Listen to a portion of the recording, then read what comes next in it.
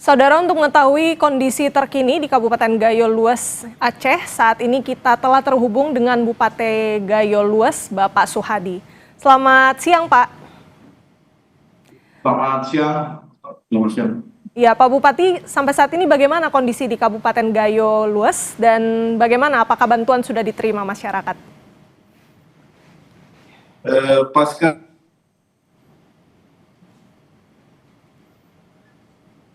sampai hari ini masih terpuruk. Sama kita yang selama ini logistik ke Kabupaten Gayo Lues itu putus total. Jadi kirakan mungkin butuh 10 sampai 20 hari. Barangkali nanti ini baru bisa kembali logistik akan normal.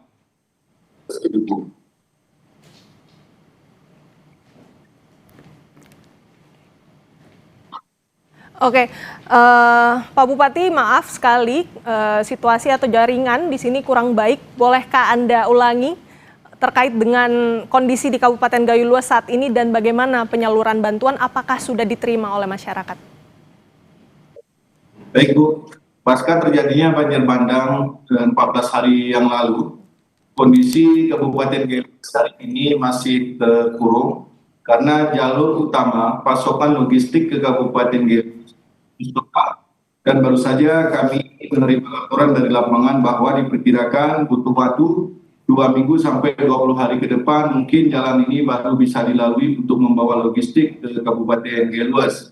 Tentunya karena kondisi seperti ini Bu, ini saya juga khawatir gitu. Saya juga khawatir terutama khususnya untuk BBM yang digunakan masyarakat kita ini sudah menipis. Begitu juga dengan gas yang digunakan rumah tangga ini juga sudah habis. Dan yang paling fatal satu lagi adalah ketersediaan BBM listrik PLN itu memang karena Gayo Lues itu listrik atau PLN-nya itu tidak terkonek dengan jaringan utama Sumatera Utara maupun dengan Aceh. Gayo Lues ini adalah masih menggunakan PLTD, pembangkit listrik tenaga diesel, dan BBM-nya tidak bisa didatangkan dari luar kota gitu, dari Pertamina oleh pihak PLN. Jadi kalau misalnya listrik dan BBM ini pun juga belum tersalurkan dengan baik, Pak, bagaimana kondisi warga di sana untuk aktivitas sehari-harinya? Kondisi hari ini ada beberapa kecamatan lagi, sebagian wilayah desanya belum bisa kita jangkau. Walaupun logistik sudah pernah kita hantarkan melalui berjalan kaki gitu Bu, oleh tim dan relawan kita. Kemudian berkat adanya bantuan dari pihak BNPB itu mendrop logistik melalui jalur udara, yaitu menggunakan helikopter yang bekerjasama dengan TNI Angkatan Udara. Jadi tugas kami Satgas di Kabupaten Gayo Lues itu mengirimkan koordinat desa-desa yang belum terjangkau sama sekali, yang masih terisolasi. Jadi helikopternya langsung di landing di desa yang masih terisolasi tersebut gitu. Dan upaya ini seperti yang di kamera kita lihat bersama, aparat polisi, TNI dan Polri itu kita tetap berupaya maksimal. Ada yang menggunakan mobil, ada yang menggunakan sepeda motor, dan ada yang berjalan kaki untuk menjemput bahan sembakonya Bu, dan dibawanya ke kampungnya masing-masing, ke desanya masing-masing. Ya. Baik, dengan upaya yang sedang dilakukan dari jalur udara dengan cara dropping, kemudian juga melalui darat begitu yang menggunakan sepeda motor, apakah seluruh daerah ini sudah terjangkau sepenuhnya atau masih ada daerah yang memang sulit sekali Pak untuk dibantu Pak? Mungkin ada beberapa desa Bu yang sama sekali kita tidak mendapatkan informasi. Dan kalaupun berjalan kaki itu tidak mungkin bisa sampai 2 hari kita untuk baru sampai di desa tersebut. Tetapi alhamdulillah kemarin ada satu penerbangan helikopter sudah landing di desa tersebut Pak. Mudah-mudahan bantuan ini bisa untuk kebutuhan logistik sementara warga kita yang terkurung, yaitu di Kecamatan Pining di Desa Lesten gitu Bu. Kemudian untuk desa yang lain, walaupun kita belum bisa sepeda motor dan roda 4, ini kita tetap berupaya, kita dorong para Prokopimda bekerjasama TNI dan Polri, masyarakatnya kita kerahkan untuk menjemput berasnya masing-masing ke titik yang sudah kita tentukan yang bisa dilalui oleh mobil gitu Bu. Lebihnya baru dibawa atau diangkut oleh warga masing-masing gitu. Seperti yang terlihat di dalam foto tersebut. Ini masyarakat kita Gaya Luas yang sebagian sebenarnya mau menjemput logistik untuk makanan saudara-saudara kita gitu. Baik, jadi sampai saat ini memang untuk di Gayo Luas penyaluran belum merata ya Pak. Lalu bagaimana kemudian dengan dampaknya ke kesehatan masyarakat yang sedang mengungsi?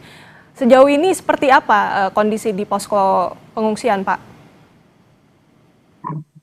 Posko pengungsian sekarang ini ada sekitar 24.000 warga kita yang masih mengungsi, yang lokasinya tersebar di seluruh Kabupaten Gaya Luas. Kita tetap berupaya Ibu untuk membentuk tim kesehatan khusus untuk memantau kondisi kesehatan warga Gaya Luas terutama yang ada di pengungsian. Bahkan hari ini bukan hanya di pengungsian Ibu, karena seluruh masyarakat Gaya Luas hari ini sudah terdampak. Mereka sudah kekurangan obat dan sudah kekurangan logistik karena tidak bisa kita drop ke lokasi mereka. Untuk itu kita selalu mengawasi kesehatan masyarakat kita yang baik di pengungsi maupun di luar pengungsi gitu Bu. Dan terima kasih juga kepada pihak yang sudah membantu Kabupaten Gaya Luas urusan kesehatan. Ini ada dokter spesialis dari Aceh dan petugas-petugas relawan kesehatan dari kabupaten lain gitu Bu. Baik, layanan kesehatan sedang diupayakan khususnya di posko pengungsian. Pak Bupati, ada juga yang ingin kami tanyakan terkait dengan ketersediaan air bersih di posko pengungsian sendiri sampai sekarang bagaimana Pak? Jaringan air bersih kemarin umumnya kita rusak total Ibu, tetapi setelah kita perintahkan ke perusahaan daerah PDAM kita, ini pelan-pelan kita perbaiki. Mungkin kalau untuk pengungsian ini sudah bisa kita siapkan air. Demikian untuk air ya Pak. Kemudian untuk jaringan telekomunikasi Pak di Gayo Luas sampai saat ini bagaimana? Apakah masih tersendat atau sudah lambat laun pulih untuk telekomunikasi Pak? Halo, ya Bu. Halo Pak Bupati, untuk jalur telekomunikasi Pak, apakah sudah mulai pulih atau masih tersendat Pak sampai saat ini? Kita jalur komunikasi belum Bu, masih belum terbuka. Ini kita menggunakan alat bantuan seperti Starlink dan lain-lain sehingga kita bisa berkomunikasi seperti ini Bu. Tapi kalau dari pihak Om Digi sendiri itu masih melakukan perbaikan jaringan sehingga belum dapat kita manfaatkan. Walaupun secara perlahan mungkin ini akan pulih kembali gitu Bu. Jadi sedang dilakukan upaya pembetulan itu atau perbaikan dari segi jaringan atau telekomunikasi ya Pak. Selanjutnya Pak Bupati mungkin bisa dijelaskan nih Pak untuk update pencarian korban sampai saat ini di Gayo Luas seperti apa Pak? Korban kita Bu, korban meninggal ada 5 masyarakat Gaya Luas yang meninggal pada saat kejadian bencana banjir bandang.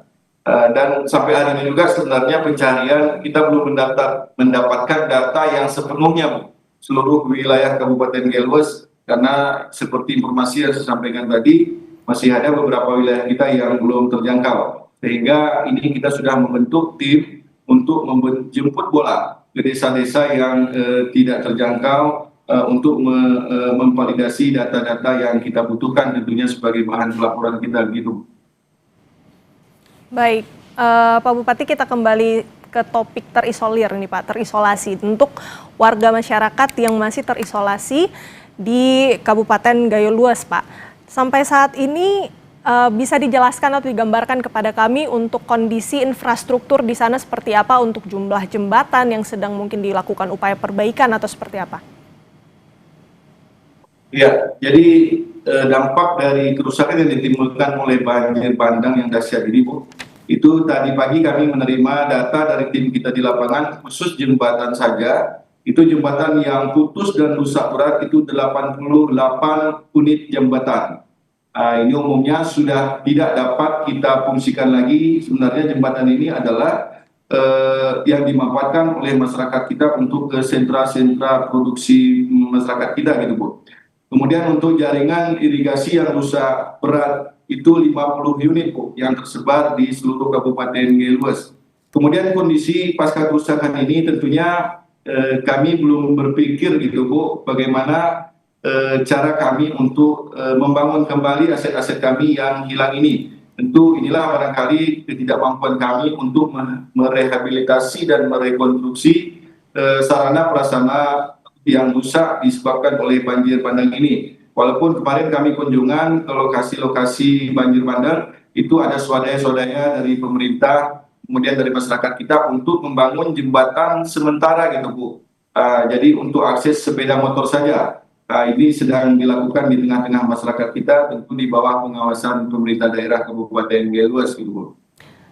Baik, Pak Suhadi mungkin bisa dirincikan Pak untuk perbaikan infrastruktur di sana. Tadi Bapak bilang 88 unit jembatan ini rusak, ada bangunan-bangunan lain begitu. Yang dibutuhkan berarti mungkin alat berat atau mungkin untuk proses pembangunan kembalinya bagaimana Pak?